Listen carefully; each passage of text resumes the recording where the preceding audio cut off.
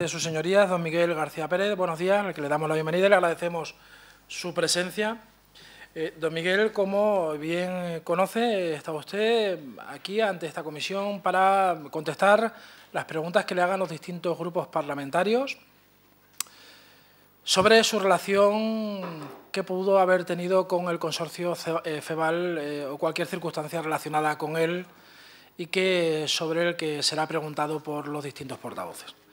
La dinámica de esta comparecencia, don Miguel, va a ser dividida en tres partes. La primera, consistente en que en un máximo de tiempo de 15 minutos usted podrá manifestar todo aquello que entienda oportuno sobre esa relación que mantuvo de carácter profesional y transcurrida la cual, empezando de menor a mayor, comenzando por Izquierda Unida y terminando por el Grupo Parlamentario Popular, dispondrán de 40 minutos cada uno de ellos que le harán preguntas y usted deberá responder. Está en su derecho de responder o no. Lo que sí, don Miguel, como usted conoce, le he de hacer la advertencia recogida y amparada en el artículo 502 del Código Penal, que le exige veracidad en todas sus respuestas. De igual forma, una vez finalizados los tres periodos de 40 minutos, para cada uno de los grupos parlamentarios dispondrá usted de unos 10 minutos finales para manifestar, apostillar o aclarar cualquier cosa relacionada con todo lo que se haya dicho o oído o que usted quiera dejar más claro. También le informo que los gastos que pudieran haberle sobrevenido por esta comparecencia, una vez justificados, se hará y se le reembolsarán con cargo al presupuesto de esta Asamblea. Don Miguel, ¿tiene claro todo el...? Bien, pues sin más, dispone usted de 15 minutos iniciales, lo que sí le ruego que para que los sistemas audiovisuales lo recojan absolutamente todo, presione el botón que tiene en su micrófono cada vez que tome la palabra. Muy amable, don Miguel, y tiene la palabra por 15 minutos. Muchas gracias y buenos días. Señorías, pues comparezco a esta comisión en mi calidad de auditor de las cuentas anuales del consorcio FEVAL y entidades dependientes. Soy socio de la firma de auditoría Deloitte, que viene auditando las cuentas de FEVAL, pues no sé cuántos años. Yo en particular, al menos, he sido el responsable de las auditorías de los 7 últimos años. Lo digo porque este año además me tocaba rotar, no podemos permanecer más de 7 años auditando. Y por consiguiente, bueno, pues creo un buen conocimiento, es decir, de las actividades, de las operaciones, de los procedimientos, de los sistemas, un poco todo lo que rodea pues las cuentas anuales de FEVAL, ¿no? Lógicamente es un trabajo que hacemos un equipo de profesionales. Yo estoy al frente de ese equipo y la responsabilidad íntegra pues es mía. Me gustaría también precisar que el alcance del trabajo pues es una auditoría de cuentas, es una actividad regulada, sujeta pues a amplia regulación profesional de normas técnicas por parte del ICAC, con alcances predeterminados. Y en particular pues quisiera hacer mención que los aspectos pues que estrictamente puedan más tocar el cumplimiento de la legalidad o cumplimiento de normativas, irregularidades, etcétera, etcétera, pues fundamentalmente ponemos atención pues en todas aquellas cuestiones de posibles incumplimientos que tengan relevancia respecto a la imagen fiel de las cuentas anuales, es decir, no cualquier incumplimiento, porque bueno, puede haber de hecho pues incumplimientos que no se derive nada en relación con las cuentas anuales. Digo, hago esa mención, ¿no? A priori, ¿no? Yo creo que es un poco suficiente porque entiendo que están todos familiarizados pues con los términos de la actividad de auditoría de cuentas y si no, pues luego en mis aclaraciones, pues si quieren profundizar más pues en los aspectos técnicos, pues con mucho gusto, ¿no? Entiendo que la dinámica era interviene en ello y yo voy contestando o al final. Intervengo después yo de cada grupo, ¿no? Vale. Sí, gracias, señor García. Sí, ahora a continuación serán, si usted da por concluido su primera intervención, ahora serán los grupos, iniciando Izquierda Unida, el Grupo Parlamentario Izquierda Unida Verde SIEX, dispondrá de 40 minutos, le hará preguntas que usted deberá responder, está en su derecho de hacerlo o no hacerlo. A continuación será el Grupo Parlamentario Socialista quien dispondrá de otros 40 minutos, también con idéntica dinámica, y a continuación y para finalizar será el Grupo Parlamentario Popular Extremadura Unida. Por lo tanto, señor Nogales, en nombre del Grupo Parlamentario Izquierda Unida, tiene la palabra por término de 40 minutos. Gracias, presidente. No voy a agotar los 40 minutos, presumiblemente. Muy buenos días, don Miguel, y muchas gracias por comparecer. Mire usted, como responsable de la auditora Deloitte, de las cuentas del consorcio, una vez que hemos estado leyendo, claro, es mucha la documentación que hemos tenido que leer y entonces algunas cosas se me van porque en el caso mío lo tengo que leer yo todo, entonces no tengo ayuda como pueden tener otros grupos. Pero me ha extrañado que en las auditorías no se pusiera de manifiesto que no existía inventario. O sea, ¿me puede decir por qué esto es así?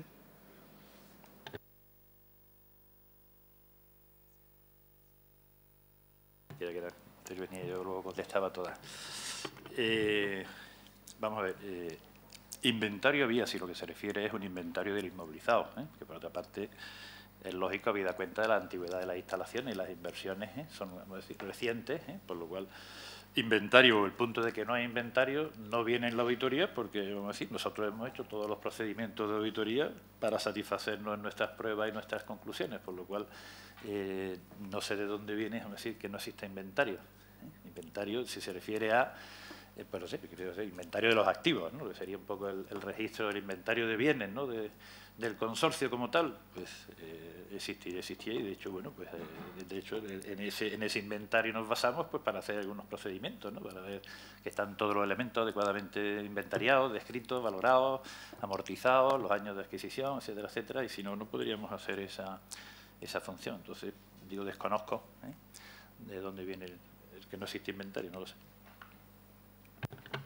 En las auditorías de ustedes, ¿se hizo un recuento del dinero en las cajas, en la caja física? No, porque normalmente los saldos que hay en cajas, como lógica y buen procedimiento de control interno, son mínimos o son simplemente para atender pequeños pagos diarios, son de escasa materialidad y, consiguiente, no hacemos pruebas específicas sobre esos saldos.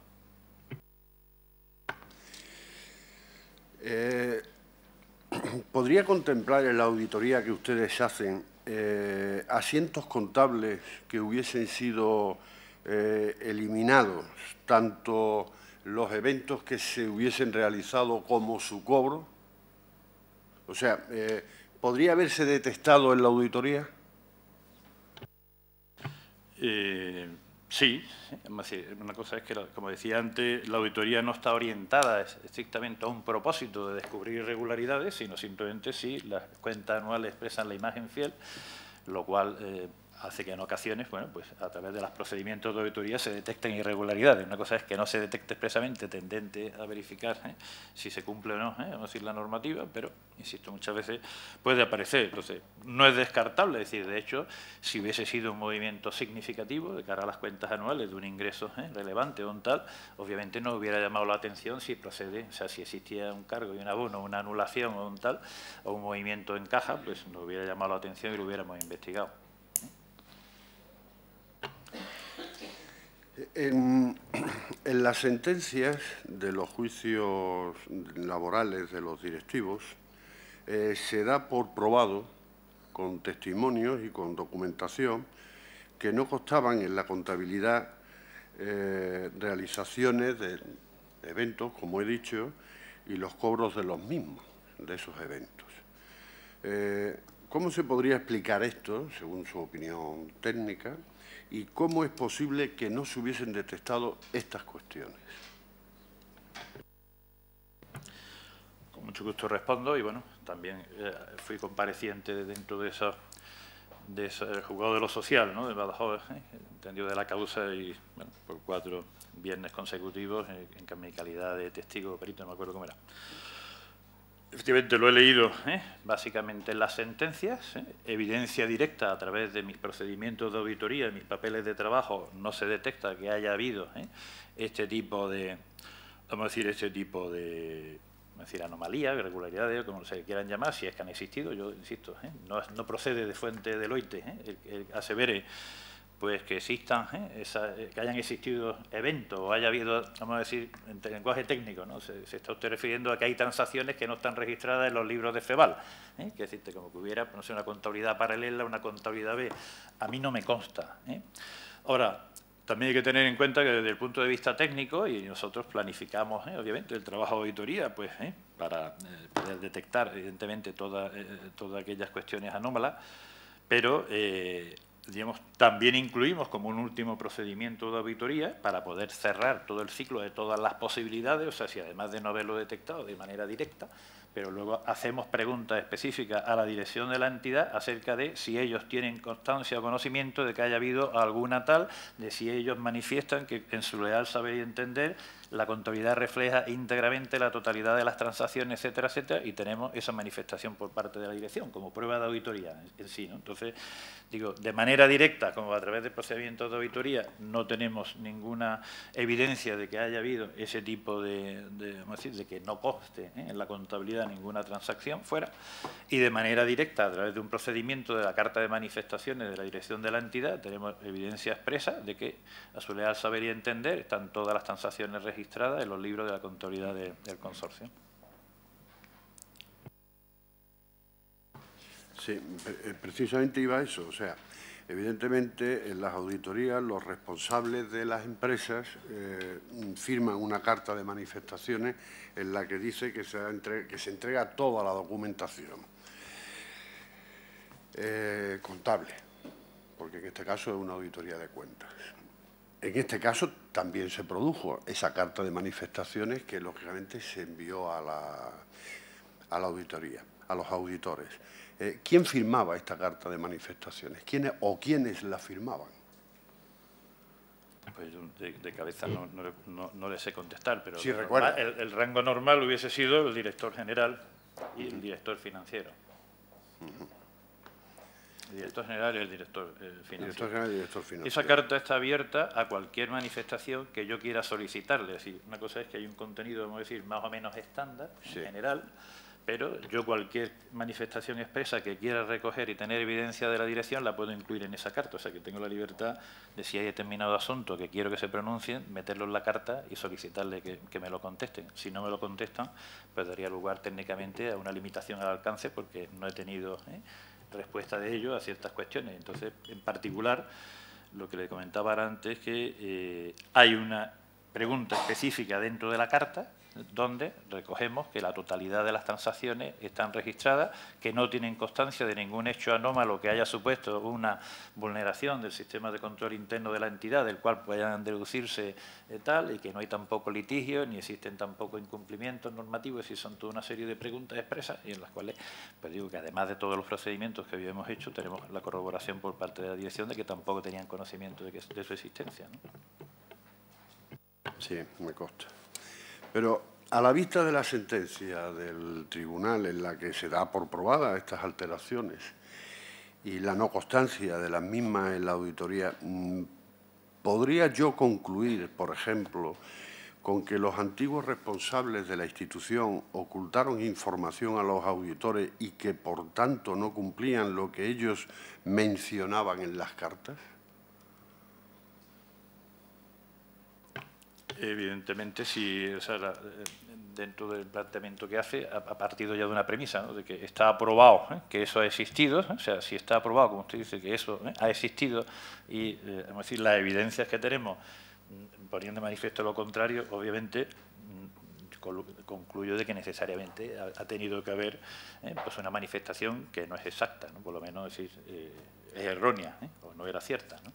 Pero, insisto yo, sobre el primer punto, no sé, porque digo, no parte de nosotros el que se haya aprobado que eso haya sido, ¿no? Yo me baso en la sentencia del juez. A la vista de estas actuaciones, y lógicamente partiendo de la sentencia y dando por probado lo que dice la sentencia, ¿variaría el informe de la auditoría sustancialmente o variaría en sus conclusiones el informe de la auditoría? Yo diría no en absoluto, y me explico. Porque, claro, todos estos hechos, vamos a decir, entiendo que se refieren al ejercicio 2010, el ejercicio un poco en el que pues surgen toda esta serie de aspectos, ¿no?, en relación con el consorcio.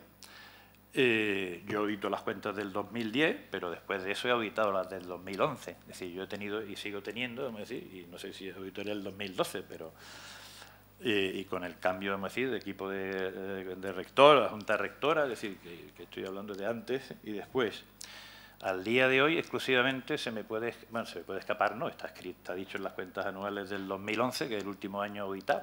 O sea, el único de todas estas, vamos a decir, irregularidades, ¿no?, que puedan afectar a las cuentas anuales al día de hoy, solo tengo constancia de, en función de la sentencia, que entiendo que era absolutoria, en el sentido de decir que consideraba procedente pues el despido del director general e improcedente el de los otros dos, las posibles indemnizaciones que haya lugar.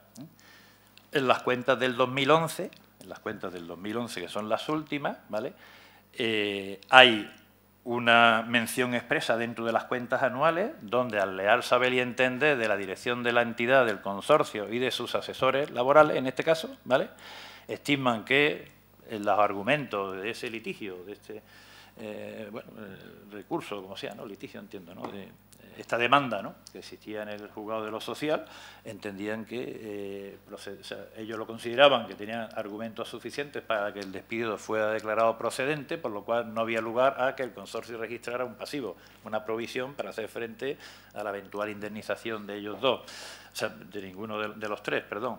Evidentemente, pues bueno, ahora habrá que estar en el 2012, pues efectivamente si existe o no. Así que el único impacto que habría en las cuentas anuales sería el que no había registrado la provisión de despido que se ha producido como consecuencia de todo esto, pero ya estaba descrito en las cuentas que existía ese litigio y, a su vez, el por qué no se dotaba esa provisión. Y no se dotaba porque, tanto por parte de la dirección como por sus asesores laborales, entendían que no se iba a derivar ningún pasivo en el cual la institución tuviera que hacer frente. Y eso, también de acuerdo con los procedimientos de auditoría, cuando una contingencia pues se califica pues como remota, no es obligatorio el registrar ninguna provisión, por lo cual están bien las cuentas, pero el único impacto que podría haber, insisto, es esa indemnización.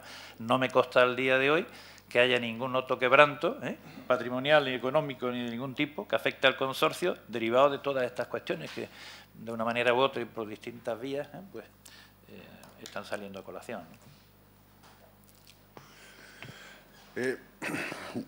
Podemos decir que, basándome yo en la sentencia, en los hechos que considera la sentencia aprobada, que lógicamente, si se ha producido eso según la sentencia, y después según la auditoría, querría decir que esas actuaciones no se han producido si no se han detectado, o más bien querría decir que, bueno, que es que se han ocultado y que por eso no se han manifestado. Una auditoría no es en ningún caso una garantía, insisto, ni es un trabajo profesional que esté enfocado, orientado, es decir, a detectar irregularidades. Eso no quiere decir que no se nos puedan encomendar a auditores de cuentas, es decir, trabajos de investigación, se llamen como se llamen, con el alcance que se quiera, directamente orientados pues, a poner de manifiesto esos temas. Entonces, bueno, quiero decir que pudieran perfectamente haber ocurrido. Es decir, no necesariamente alguien ha tenido que hacer mal su trabajo. Es decir, insisto, los procedimientos de auditoría, la norma de auditoría, no eximen que puedan existir errores e irregularidades que no se han detectado. Obviamente, vamos a decir, ni han sido detectados por la auditoría, pero yo me quisiera poner en el lugar que me corresponde como auditor en las cadenas de responsabilidad. Los responsables de tener y diseñar un sistema de control interno adecuado son los administradores de la institución. Los responsables de velar pues, porque se cumpla la legalidad y tener los procedimientos internos pues, para que cualquier circunstancia anormal pues, sea detectada es la dirección de la entidad. Entonces, bueno, pues evidentemente digo que parecería que entonces necesariamente al menos, no solamente el auditor, sino que tampoco los responsables de la Junta Rectora, Consejo Rector, directores financieros, responsables de distintos niveles de la institución, pues ha debido de fallar todo en cadena cuando nadie ha detectado. Y realmente es muy complicado, tal como están diseñados los sistemas de... Hablo ahora, insisto, de mi conocimiento del sistema de control interno de FEVAL, como no podía ser de otro modo, quiero decir, las funciones están adecuadamente segregadas, por lo cual, necesariamente, para poder hacer algo sin que nadie se enterara de todo lo que he dicho antes, tendrían que haberse puesto de acuerdo no sé cuántas personas, porque es muy complicado simultáneamente poder estar, ocultar un movimiento de caja, a su vez anular un asiento, a su vez estar, o sea, necesariamente el que lleva caja no es el que hace los asientos, el que lleva los asientos no tiene que ver con el que contrata las bodas o contrata tal, por lo cual, no sé, quiero decirte que en sí mismo el que existe una adecuada segregación de funciones ya es un procedimiento de control interno, es decir, que una misma persona no pueda ella, vamos a decir, cerrar todo el círculo. Entonces, a mí me extraña mucho todo esto por lo que he dicho antes, pero bueno, insisto, no puedo decir que no pueda ser posible que pueda haberse existido alguna irregularidad y no haya sido detectada por la auditoría externa de cuentas, sí, porque no está orientado el trabajo, digo, a detectar cualquier tipo de irregularidad. Y ahora entraríamos en qué es una irregularidad, es decir, dentro de ese calificativo podríamos hablar todo lo que consideren, ¿no? Sí, yo no pongo en duda la profesionalidad, lógicamente, del auditor. Un auditor jurado de cuentas es un auditor jurado de cuentas, no lo pongo en duda. Ahora, lo que sí es cierto es que se da como probado en una sentencia de determinados hechos, y por eso lo decía, ¿no? O sea, simplemente el hecho de que no se detecte en una auditoría no es responsabilidad de la auditoría, porque hay siempre una carta de manifestaciones de los responsables de la empresa que dicen todo lo que sé lo voy a poner para que, lógicamente, se puedan auditar las cuentas. Si se oculta, no es responsabilidad de la auditoría, sino de quien lo oculta. Yo voy a ello, no iba a otra cosa. Pues yo no tengo más preguntas, presidente. Muchísimas gracias por la respuesta. Se lo agradezco muchísimo. Gracias a usted, señor Nogales. Muchas gracias, señor García. Muchas gracias, señor Nogales. Señor Amado, portavoz del Grupo Parlamentario Socialista Regionalista, tiene la palabra por tiempo de 40 minutos. Muy bien, muchas gracias, señor presidente. Señor García, le damos la bienvenida en nombre de mi Grupo Parlamentario PSOE Regionalista y agradecerle, como no puede ser de otra manera, su asistencia a esta comisión. Usted ha dicho, nada más empezar, que Deloitte ha sido la empresa auditora externa de la institución FEVAL durante muchos años.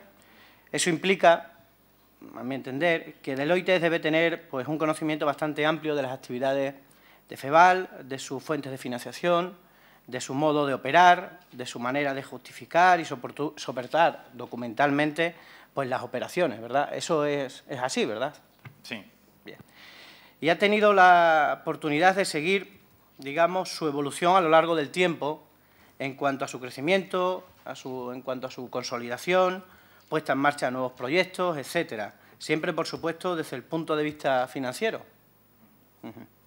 En su opinión, señor García, ¿esa evolución ha sido favorable para los intereses de la propia institución y los fines constitutivos de la misma? Sí, lo que sí puedo decir es evidente, vamos a decir, que el volumen de actividad, el volumen de operaciones, pues ha crecido significativamente, yo diría exponencialmente, ¿no? Desde los primeros años, vamos a decir, al día de hoy, que eso evidentemente son a su vez actividades que forman parte del objeto social, que cada vez se ha ido ampliando más, pues también. Ya el éxito no me corresponde a mí medirlo, digo, como auditor de cuentas, en el sentido de decir, porque entre otras cosas, en este tipo de instituciones el éxito está más en lo social, en terceros, que en las propias instituciones. Lo digo por mi conocimiento, porque audito, vamos a decir, entidades similares, y normalmente, bueno, pues las cuentas son sufridas, pero realmente los que se benefician, pues son, vamos a decir, la ciudadanía en general con la realización de este tipo de eventos. Entonces, no tengo variable para medir en lo económico, en el sentido de decir, bueno, a lo mejor puede estar en pérdidas, pero eso puede ser totalmente exitoso y justificado. Entonces, no me corresponde en cualquier caso hacer una evaluación acerca del éxito o no. Simplemente sí constato que el volumen de actividades ha sido creciente y, bueno, supongo que eso pues, indica una trayectoria positiva, ¿no? Señor García, ¿considera que en el entorno en el que realizaba sus operaciones, atendiendo a los resultados generales obtenidos por la institución, FEVAL estaba cumpliendo sus objetivos? Sí, en el sentido de decir, estaba cumpliendo el objeto social. Esas actividades respondían al objeto social. No sé si se podía hacer más, se podía hacer menos. Insisto, el auditor deja constancia, vamos a decir, de que las operaciones ahí están y el resultado en lo económico, en esa unidad de medida, está ahí reflejado. Pero acerca de si se podía hacer más o se podía hacer menos, no lo evaluamos y entonces no me quisiera pronunciar sobre ese aspecto, ¿no? Muchas gracias, señor García. Una pregunta un poco más concreta. ¿Nos podría decir, respecto a las fuentes de financiación, tenían más peso los ingresos públicos que recibía por subvenciones o los ingresos privados por prestación de servicios? Bueno, eso cuando te refieres a un horizonte temporal de varios años, pues no sé, tendría todos los matices, tendría que mirar ahí directamente las cuentas, pero entiendo que es una entidad de mercado, hablando en términos de estabilidad presupuestaria, SEC 95, en el sentido de decir de que más del 50% de sus ingresos provienen de actividades, vamos a decir, facturadas a terceros. Lo cual no quita que a lo mejor dentro de esa facturación, dentro de esos ingresos propios, pueda haber facturación a administraciones públicas, pero una cosa es facturación por servicios que se presta, que es lógico, y otra cosa es una subvención. Entonces, si nos refiere al peso que pudiera tener la subvención pública directamente en la cuenta de resultados del consorcio, entiendo que el consorcio mayoritariamente responde a actividades de mercado, es una entidad de mercado. Muy bien, muchas gracias. Si no me equivoco, ustedes en las sucesivas auditorías ponían de manifiesto la necesidad de que FEVAL siguiera recibiendo apoyo financiero de sus miembros para equilibrar los costes operativos no cubiertos con los ingresos de la actividad.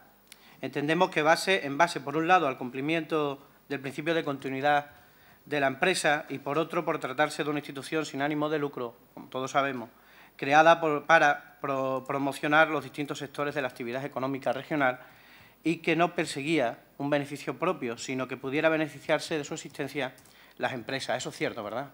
Va por ahí encaminado. Sí. Bien. Es decir, no se perseguía la rentabilidad la rentabilidad propia, sino más bien las de las empresas que participaban en los diferentes eventos que se celebraban, ¿verdad? Sí. Bien. Sin embargo, sus actividades tenían pues, un marcado carácter mercantil, es evidente. Desde sus inicios en 1985 ha tenido presupuestos estimativos, ha seguido el Plan General Contable, ha operado, en definitiva, pues con más como empresa que como una propia administración pública. Y este hecho, señor García, pues yo creo que era conocido por todos, ¿verdad? Los órganos rectores, asesores de distintas disciplinas, miembros del consorcio, era conocido y aceptado por todos. ¿Cree usted que es así?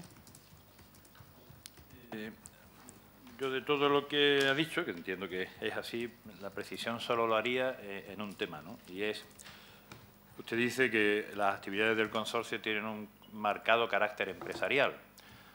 También, vamos a decir, dentro de las cuentas anuales hay una manifestación expresa de los administradores, en este sentido, de que debido a que tiene un marcado carácter empresarial, deciden que la contabilidad del consorcio se rija por la contabilidad mercantil en vez de por la contabilidad pública que como consorcio le correspondería llevar. Esto es un aspecto técnico, contable, pero que al igual, es decir, ya que estamos hablando, pues igualmente de cumplimiento e incumplimiento. Es decir, el consorcio como tal, y esto pues yo lo he hecho saber, diríamos, diferentes años, hasta como una llamada de atención en la propia opinión de la auditoría, y en cualquier caso sigue estando dentro de la memoria de las cuentas anuales, venimos señalando el que de alguna manera no se corresponde ese modo de proceder con lo que en la legislación está establecido. Es decir, hay un problema de configuración. Es decir, si realmente lo que quiere es dotarle de una estructura empresarial, pues realmente una figura de consorcio chirría. ¿Por qué? Porque un consorcio al final, el régimen a efectos contables, a efectos presupuestarios, pues no es distinto del que tenga el ayuntamiento, una diputación o la propia Junta de Extremadura.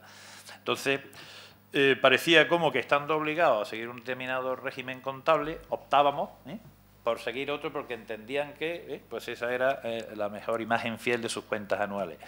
Bueno, igualmente era algo pues que entendíamos que debíamos llamar la atención, lo venimos señalando, pero efectivamente, de hecho, quiero recordar también pues que el hecho de la Constitución, vamos a decir, de las mercantiles que cuelgan del consorcio, venía también un poco, efectivamente, a resolver todos estos problemas, ¿no? Es decir, de cómo, por un lado, resolver la cuestión de los partícipes, efectos patrimoniales de quién es el suelo, de las instalaciones, las tal, de luego la gestión. Entonces, evidentemente la gestión, pues probablemente, y esto también lo digo por la experiencia de otras instituciones similares, pues normalmente las figuras que se utilizan son más de derecho privado que de derecho público, en el sentido de decir, no sé si será por la agilidad procedimental o no, Pero, de hecho, quiero recordar pues, que el origen de la creación de las mercantiles que cuelgan de FEVAL básicamente era esto, ¿no? Es decir, separar, por un lado, estrictamente lo que era es decir, la gestión pública, reservándola pues, al consorcio como tal, entidad pública, y las actividades mercantiles, pues desglosadas en dos, atendiendo, por un lado, a posibilitar también las encomiendas de gestión, o sea, también eso era una solución porque no había otra manera de poderlo hacer, puesto que con la nueva ley de contratos, pues ya diríamos la única manera era a través de encomiendas de gestión, y para que sea una encomienda de gestión a su vez requería que fuera un ente instrumental propio de la Administración y que solo trabajara para ello, por lo cual eso exigía tener una empresa, vamos a decir, que solo hiciera trabajo para las, vamos a decir, como encomiendas de gestión por parte de las distintas administraciones que formaban el consorcio, ¿no? No sé si me he extendido mucho, creo que sí, y pido disculpas. Está muy bien, no, todo lo contrario, todo lo contrario. En relación a esto mismo y bajo su opinión técnica, ¿considera que FEVAL podría haber funcionado con los criterios exigidos para cualquier administración pública? ¿Podría haber alcanzado esos objetivos que se pretendía con la institución? ¿Podría repetírmelo? Porque no he entendido si podría haber... Sí, podría haber funcionado bajo los criterios exigidos para cualquier administración pública, estrictamente hablando. Si podría conseguir bueno, de hecho, es que objetivos. repito, FEVAL, hoy por hoy, y también a los años en que me remonto, porque quiero recordar que la creación de estas sociedades pues fue finales del 2009, creo que operativamente empezaron en el 2010. Obviamente, el consorcio es el consorcio y es una administración consorciada y ha venido funcionando y supongo que teniendo éxito en sus operaciones. O sea, yo tampoco señalaría de que bueno, es imposible con forma de consorcio hacerlo, porque de hecho lo ha sido y entiendo, hemos dicho antes, que parecía la evolución positiva. Que pueda optimizarse o que pueda, no sé, ganar en eficiencia o hacer más ágil, no sé, a través de estas sociedades mercantiles, en parte, bueno, pues no sé, digo que es otro tema que supongo que también se requiere cierta perspectiva para poderlo valorar, pero en principio no habría nada que objetar a que puede ser así, ¿no? Muy bien, muchas gracias. En las sucesivas auditorías que han realizado, ¿han tenido algún tipo de limitación al alcance en el desarrollo de sus trabajos? ¿Algún tipo de, pues eso, de limitación por parte de alguien? En este momento no lo recuerdo, pero no se lo puedo asegurar porque, claro, son tantas, entiéndame, y a su vez audito tantas entidades que precisar en este momento si ha habido algún año donde ha habido alguna limitación al alcance. Pues no sé, es probable que hubiera habido por temas de... Porque históricamente hubo ciertos desfases con las aportaciones al consorcio, las aportaciones que se exigían pues para cubrir los déficits y la financiación de las actividades, y entonces, no sé, es probable que alguna de las administraciones, no sé, no contestara algún año pues alguna carta o que no tuviéramos conciliado algún saldo, pero bueno, eso de alguna manera, por lo menos en los últimos años, yo no recuerdo que haya habido limitaciones al alcance, ¿no? Muchas gracias, señor García. ¿Podemos decir que los procesos seguidos por los diferentes equipos auditores han sido suficientes para expresar la opinión en las mismas? Obviamente nosotros hablamos a través de la opinión y si hemos podido opinar es porque no hemos podido satisfacer de la aplicación de los distintos procedimientos de auditoría. Muy bien. ¿Y en alguna ocasión, algún momento durante estos años han detectado algún hecho que estuviera fuera de lo razonable, fuera de lo común, alguna irregularidad, pues digna de mención? Insisto que el concepto ahí de irregularidades, pues en el transcurso de la auditoría siempre aparecen, vamos a decir, problemas o aspectos susceptibles, no sé, de mejora. El calificativo ya de si algo es una actuación irregular. Piense que si hubiese habido una irregularidad significativa, estamos obligados por normas profesionales a ponerla en conocimiento de los administradores. Entonces, yo no recuerdo que hayamos convocado o exigido alguna reunión, vamos a decir, del Consejo Rector para hablar de alguna irregularidad. Eso no quita, bueno, pues que haya habido, las cosas, vamos a decir, normales, ¿no? Que haya habido que devolver una subvención porque estaba mal acreditado, porque luego pues ha sido revisado y han pedido tal, bueno, pues, en fin, pero entiendo que no es, dentro de que no es lo deseable, pero probablemente tampoco es... O sea, que no ha habido, ha sido un periodo normal, no ha habido nada destacable, un trabajo... No recuerdo que haya habido, vamos a decir, ninguna irregularidad mencionable, en todos nada. esos años que sean dignos de destacar, ¿no? Muy bien. ¿Y esas auditorías eran asistidas internamente por quién? ¿Por el controller de FEVAL y el resto del equipo del Departamento de Administración, suponemos? Lógicamente es con vamos a decir, dentro del organigrama, pues con el área con el que más trato hay. No es que sea exclusivo, pero sí a través de ellos, básicamente es por donde canalizamos todas las peticiones de información y análisis, ¿no?, al resto de la casa, ¿no? O sea, el Departamento de Administración. Sí. Muy bien. ¿Y considera probable que la contabilidad de FEVAL no detectara la existencia de arqueos a créditos de restaurantes por importe de más de 100.000 euros sin que se conocieran los datos de los clientes? ¿Me podías repetir el Sí, dato que has dicho de que los si 100.000 considera euros? probable que Sí. en la contabilidad de FEVAL, esto, pues el Departamento de Administración, ¿verdad?, que hemos hecho referencia antes, pues no detectara la existencia de arqueos a créditos de restaurantes, pues por ejemplo, por importes de más de 100.000 euros, sin que se conocieran pues los datos de los clientes, por ejemplo. ¿Lo considera normal? Usted ha dicho antes... Es que no entiendo lo del arqueo de... Sí, el arqueo a crédito, el restaurante... Arqueo a crédito. Sí. ¿Pero a qué se refiere? ¿Que hubiera vales pendientes de pago por ejemplo, facturas de restaurante? Efectivamente. Yo tengo que responder en el sentido que le decía antes. Es decir, no lo he detectado. Si lo hubiéramos detectado, lo hubiéramos puesto de manifiesto, obviamente, ¿no? Pero Mire, no nos consta directamente... Sí, no. Antes se ha hecho referencia a una sentencia judicial, yo voy a hacer referencia a otra sentencia judicial, pues que afirma que el controller, el señor Ismael Garrido, pues ha ocultado información al administrador general. Es una sentencia que lo afirma, que existe ahí. ¿Cree usted que esto es una buena práctica o qué opina usted de esto? ¿O cree que esa otra sentencia se ha visto afectada por esta también? Yo no creo que sea mi papel, sinceramente, comentar las sentencias. Lo que sí digo es que ya en la auditoría del ejercicio 2010 nosotros ponemos en la opinión, que es donde, en lo que es nuestro informe de esa auditoría, pues me voy a permitir leer el párrafo porque en el transcurso de nuestro trabajo y tal como se puso de manifiesto en la sesión extraordinaria de la Junta Rectora de la Institución Ferial de FEVAL, celebrada el 12 de agosto de 2010, la dirección de la institución nos ha informado de la existencia de una serie de anomalías detectadas en el funcionamiento interno de la institución y particularmente en el ámbito de los departamentos de Administración y Control Contable de la institución, motivado, en su opinión, por la adopción de la nueva estructura empresarial de FEVAL, que motivó cierto malestar entre algunos empleados y que alcanzarían a la posible manipulación de documentos o a la omisión de determinada información a los órganos de dirección de la institución. En este contexto no resulta posible asegurar de un modo objetivo que hayamos dispuesto de la información necesaria, completa y precisa como para poder detectar todos los ajustes y problemas que pudieran afectar a las cuentas anuales.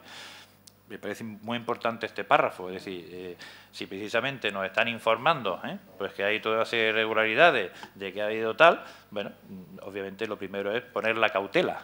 Entonces, este párrafo además creo que se sigue manteniendo, es decir, pues en el 2011 y todavía lo mantenemos hasta que no termine pues la Fiscalía, que creo que todavía no ha concluido, y no sé si estoy actualizado o no en mi información, pero evidentemente todavía pueden salir cosas, pero estamos manifestando de que ha habido determinadas circunstancias de las cuales tenemos conocimiento y en las cuales no nos permiten asegurar que hayamos dispuesto toda la información necesaria. Entonces, no puedo negar que pueda haber habido o no lo del restaurante, no puedo negar, es decir, todas las cuestiones que me están planteando, que de hecho, si dicen que ya han sido probadas, pues en otra instancia, yo tampoco soy nadie para poner en duda pues esa prueba, pero digo que es perfectamente compatible con el resultado de esta auditoría, porque ya lo estamos aquí diciendo, no podemos asegurar que hayamos tal, ¿por qué? Pues porque, bueno, si evidentemente se nos informa pues de que se han borrado registros contables, yo no puedo asegurar la integridad de la información que estoy auditando. Entonces, esto es una salvedad muy relevante, que estamos diciendo luego, excepto por los efectos de aquellos ajustes que se podían haber derivado de lo anterior,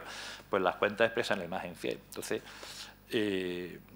insisto, yo, tanto una sentencia como otra, y lo que en ella, no creo que sea mi papel el comentarlas, como auditor de cuentas, simplemente digo que ya recogemos en nuestro informe algo que de alguna manera podrían encajar todas las piezas. ¿Es posible eso? Sí. Antes contesté de que posible es, técnicamente, y que además, después que dentro de los procedimientos de auditoría también está la lectura de las actas de los propios órganos rectores de la institución, por lo cual también tuvimos conocimiento pues, de todas estas anomalías a medida que así que se iban produciendo, por lo cual, bueno, lo hemos ido siguiendo, pero, insisto, no es que tengamos pruebas directas de todas estas cuestiones que excedían al alcance de la auditoría de cuentas, pero vienen más referidas, digo, pues por medio de comunicación o por terceros, ¿no? ¿Quién le puso en conocimiento de esa advertencia a que ha hecho usted referencia? Pues yo no sé si primero fue que leímos nosotros las actas, y ya por las actas, y luego preguntamos, o antes de que leyéramos las actas, puedo pensar que fuera Juan Cerrato el que nos contara pues que había un poco de cierto revuelo. Él lo atribuía pues al tema de la creación de la estructura, vamos a decir, de la filialización de estas dos mercantiles por debajo, pero no, ahora mismo tampoco me acuerdo de esto. Han pasado años y tampoco te sé decir qué fue antes, ¿no? Sí, pero lo más obvio es que fuera el propio administrador el que las vertiera. Yo sí recuerdo de haberlo comentado con él. Lo que digo es que no sé si partía de iniciativa de él o era que a partir de la evidencia que teníamos a través de la lectura de actas, pues estábamos un poco tirando del hilo acerca de preguntar, oye, ¿qué está pasando, no? Con respecto a las dos empresas que usted obviamente acaba de mencionar y obviamente tiene conocimiento de ello, ¿considera que era una medida apropiada para mejorar desde su punto de vista, desde su punto y desde su opinión, que si era una medida apropiada para mejorar determinados aspectos y limitaciones que normativamente pues, se planteaban en la institución? ¿Creía usted que era desde su punto de vista? Bueno, antes comentaba estrictamente desde el punto de vista técnico un poco el desajuste de la figura jurídica del consorcio acerca del objeto social del propio consorcio. Entonces, probablemente fuese un tema un problema de configuración histórica o de falta de encaje un poco con la figura jurídica. Lo cierto y verdad es que, insisto, desde que la nueva ley de contratos del Estado ya no se podía las relaciones interadministrativas plantear al modo como se habían estado haciendo, no había más remedio que establecer la encomienda de gestión y entonces había que crear pues un ente propio y que solamente realizara actividades pues para las administraciones encomandantes. Y desde ese punto de vista, pues entiendo de que sí, que era necesario, era positivo y veo difícil que no se hacerlo de otra manera. Salvo que, o sea, si lo que se quiere es, esto tiene más connotaciones, habría connotaciones de tipo fiscal. O sea, si no se hiciera a través de un medio propio y fuese entonces, cabría el tema de que fuese una prestación de servicio y entonces se viera obligado FEVAL a que del dinero que le mandan las administraciones de traer el IVA, puesto que sería una prestación de servicio. El hecho de que sea un medio propio es que de alguna manera esas aportaciones no llevan IVA, porque lo está haciendo la propia administración como si ella misma lo ejecutara a través de un órgano diferenciado. Entonces, hay matices. Yo, como está preguntando técnicamente, y recuerdo pues que de haber tenido pues varias reuniones monográficas casi en FEVAL con el tema de fiscal, yo digo que había razones que aconsejaban de alguna manera pues la creación de esa figura jurídica nueva, ¿no? Sí, sigo en esta línea. Si no tengo mal entendido, ustedes realizaron determinados trabajos en el 2010 solicitados por FEVAL para salvar cualquier tipo de incidencia fiscal, lo que ha estado usted mencionando, fiscal o mercantil, cualquier tipo de incidencia fiscal o mercantil que pudiera suscitarse de esos cambios que había habido, ¿no? Por ejemplo, pues ustedes recomendaron solicitar a la agencia tributaria el acogimiento de FEVAL al régimen especial de consolidación fiscal, perdón. Yo eso no te lo puedo contestar porque aunque te está refiriendo a Deloitte, pero en este caso la colaboración la hacía la parte de los servicios legales y fiscales. Yo exactamente no recuerdo en qué términos, pero digo que no me extrañaría tampoco que fuese esa la sugerencia al final, ¿no? De que ya que había razones y se estaban dando los pasos pues para crear esas dos sociedades, lógicamente no tenía sentido que luego, por mor de esa nueva configuración, estuviéramos pagando impuestos de sociedades en una y en otra tuviera pérdidas. O sea, que siguiéramos manteniendo al menos la ventaja del conjunto y eso pues se podía obtener a través de ese régimen de consolidación fiscal. Quiero decirte que la sugerencia me parece correcta, no sé, porque no recuerdo, entiéndeme que por cuestiones también de independencia tampoco puedo hacer ningún otro trabajo distinto de la auditoría. Entonces, quiero pensar que efectivamente era una recomendación y pudo provenir de nosotros. O sea que desde el área fiscal de Deloitte, la regulación de las operaciones intervinieron, ¿no? En la regulación de las operaciones internas entre las tres entidades, es decir, aportaciones patrimoniales, contratos de crédito, etcétera. En este momento yo lo desconozco, no lo sabe, el alcance, o sea, ya me dices contratos de crédito, pues no lo sé, sinceramente, no sé qué alcance tenía aquel asesoramiento, se lo podría, no sé, si le interesa podría contestarle, pero necesitaría recabar información, no la tengo. Vale, no se preocupe, ¿Tampoco sabe entonces si hicieron una revisión fiscal de las tres entidades para finalizar el año 2010, para evitar posibles contingencias fiscales como consecuencia de esa adaptación? No lo sé, pero en cualquier... Bueno, a ver, forma parte dentro de los procedimientos de auditoría, obviamente, y para la parte fiscal, en el sentido de decir, evaluar si hay riesgos fiscales que estén o no adecuadamente reflejados en las cuentas anuales. Normalmente incorporamos en los equipos de, vamos a decir, de auditoría también, pues, vamos a decir, a gente especialista en derecho fiscal, ¿no?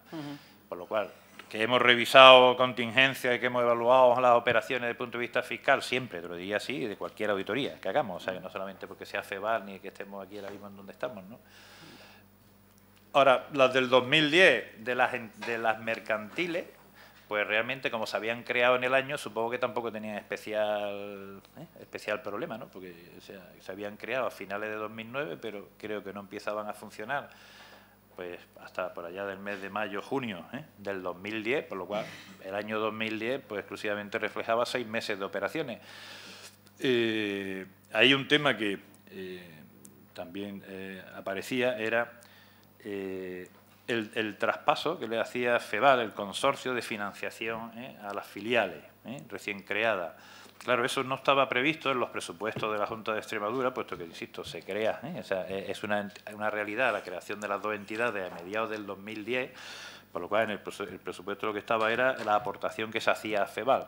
Y FEVAL le pasaba la financiación en la medida en que había pasado parte de personal pues a las entidades mercantiles, pues de alguna manera para mantener el equilibrio financiero del conjunto, pero lógicamente necesitaba distribuir lo que le venía a ella nominativamente, pero que en realidad a igualdad de años anteriores ahora tenías que sumar 3 patas para llegar al todo, ¿no? Pero en eso tampoco había ninguna anormalidad, ¿no? Vale, muy bien. Voy terminando ya, señor García.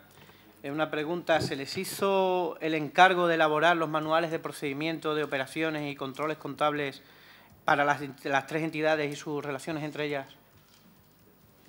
También me suena de que se pudo realizar, pues después de haber, o sea, claro, esto empezaron a funcionar las sociedades y claro, todavía pues seguían con la inercia de la antigua única institución integrada y entonces quiero recordar que nos pidieron que ayudáramos efectivamente a un poco a elaborar un manual de procedimiento.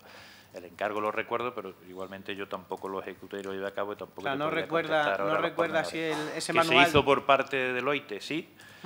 Sería, me imagino, finales de 2010, sí. Inclusive principios de 2011, la fecha no te la sé precisar, pero tampoco lo hice yo de manera directa a través del equipo de auditoría. Muy bien. Pues nada, no tengo más preguntas, señor presidente. Muchas gracias, señor García. Gracias. Muchas gracias, señor García. Muchas gracias, señor Amado.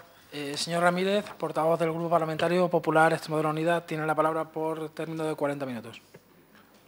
Muchas gracias, señor presidente. Buenos días, don Miguel. Buenos días. A este grupo parlamentario le sorprende mucho su declaración en el día de hoy, por cuanto que a una pregunta, por ejemplo, de otro grupo parlamentario dice: ¿usted ha encontrado alguna limitación por parte de alguien para realizar su trabajo como auditor? Dice: no, yo limitaciones no he tenido. No sé si es que usted no lo ha explicado porque se le ha olvidado o porque no lo recuerda, pero quiero que se aclare esta cuestión porque considero que es muy importante. Vamos a ver. Consta una serie de documentación que la institución FEVAL remitió a esta Cámara a solicitud de todos los grupos parlamentarios, en el que consta su informe, en el informe que usted realizó. Y hay cuestiones que creo que es conveniente, y muy conveniente, como decía, que usted nos aclare aquí en este acto, porque mi grupo parlamentario, sinceramente, se lo dice, y con todos los respetos que su profesión y usted nos merece, ¿cómo es posible que usted en 2 párrafos, simplemente en 2 párrafos, diga una cosa y la contraria? Se la leo. A lo mejor cuando la aclare, cambio de opinión. En la página primera, párrafo segundo, dice usted. Además, ha leído ese párrafo, pero no ha leído el siguiente. Dice usted que en el Departamento de Administración y Control Contable se detectan anomalías que alcanzan a la manipulación de documentos o a la omisión de determinada información y que no puede asegurar de modo objetivo que haya dispuesto de información necesaria, completa y precisa como para poder detectar los ajustes y los problemas que pudieran afectar a las cuentas anuales. Siguiente párrafo. Excepto esos defectos, excepto esos defectillos, las cuentas anuales expresan la imagen fiel del patrimonio y de la situación financiera. Pues bien, ¿cómo podría usted justificarnos aquí ante esta comisión de que la propia dirección de la empresa, según sus palabras, le informe que se estén ocultando o manipulando documentos?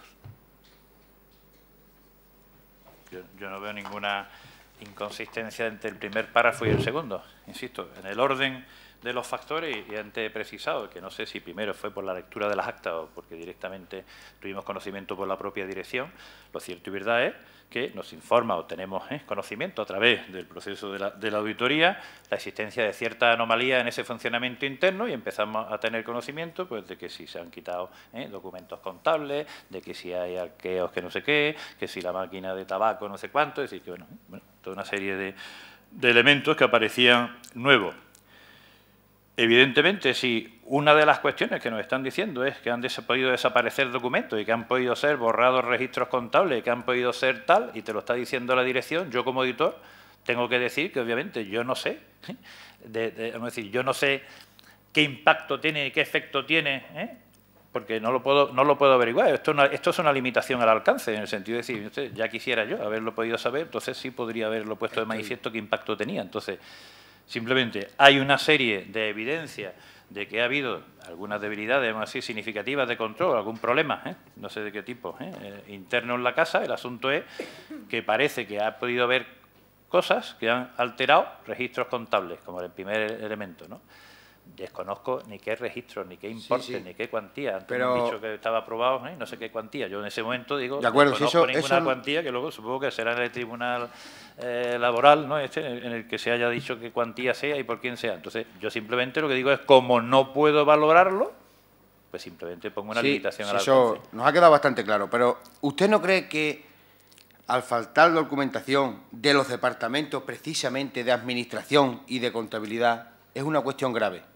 ¿Usted no considera que es una cuestión grave? Por eso lo estoy diciendo, en la opinión. Es que yo estoy diciéndolo en la opinión. Yo no lo estoy diciendo llamando la atención del lector o haciendo referencia vaga. Lo estoy poniendo que, en mi opinión, excepto por lo que se pueda salir de toda esta cuestión que estoy narrando antes, las cuentas expresan la imagen fiel. Ya lo estoy diciendo, por eso estoy poniendo en la opinión, si no, no lo hubiera puesto en la opinión. Pero es que, claro, es que, dice usted, es que yo no sé los documentos que faltan, es que yo no sé los documentos que se han manipulado, claro, es que yo no lo sé. Pero bueno, salvo eso, todo lo demás refleja la imagen fiel del patrimonio y de la situación financiera. Claro. Eso puede ser falso. ¿Que puede ser falso por qué? Es que no lo entiendo el punto.